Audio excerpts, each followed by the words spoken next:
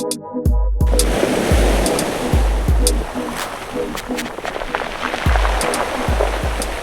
in this SUPboarder video, we're going to be carrying on with our Becoming a SUP Surfer series, and we're going to be looking at basic foot placement on a wave, where you should be standing to trim your board and do maneuvers with your board, and what happens if you stand in the wrong place when you want to do certain things.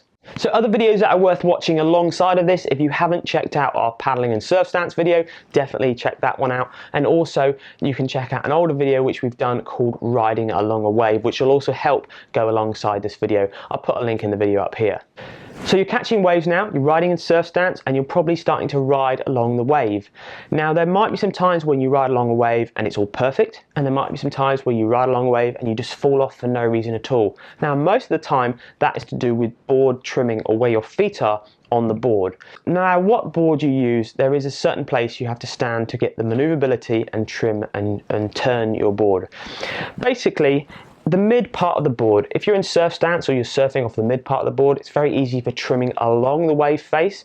It keeps a nice amount of rail in the water, gives you a nice amount of grip, and it also makes it quite fast and quite a lot of speed because the board is using the flattest part of the board. Obviously you've got rocker, you've got nose rocker up the front, which is bend part of the board, and with a lot of hard shaped boards you've got tail rocker or tail kick. iSUPs haven't generally got so much tail kick, but it's still very important to understand moving your feet forward and back to use the rocker line. Let me give you an example. I'm left foot forward, so I'm regular. So my left foot might be up around here. I've just caught the wave, and my back foot maybe just back here. Just pretty much the same sort of place where we're practicing when we're paddling our surf stance in flat water.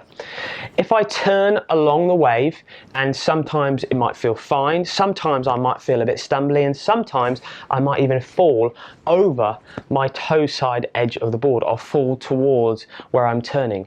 Now, if that's happening to you, the chances are probably the thing is you're not trimming your board far back enough, so you're too far forward on the board.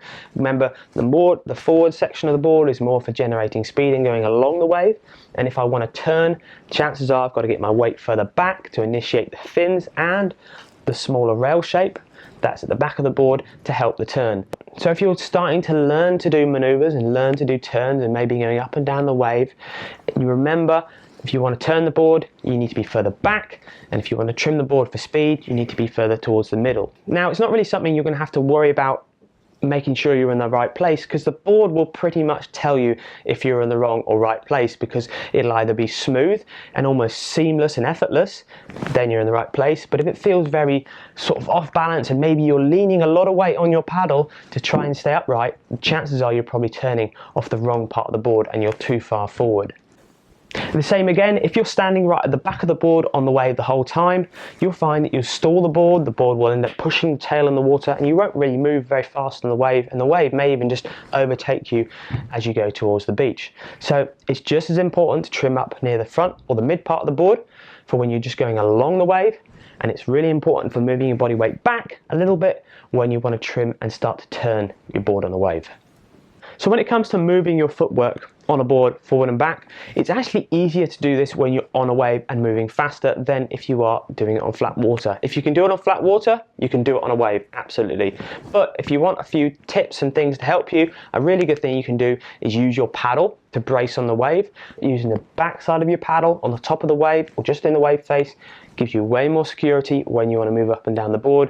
But again, as I said, the faster you're going, the easier it is actually to move your feet. So again, practice your footwork and moving forward and back on the board on flat water, and then you'll find it even easier to do it on a wave.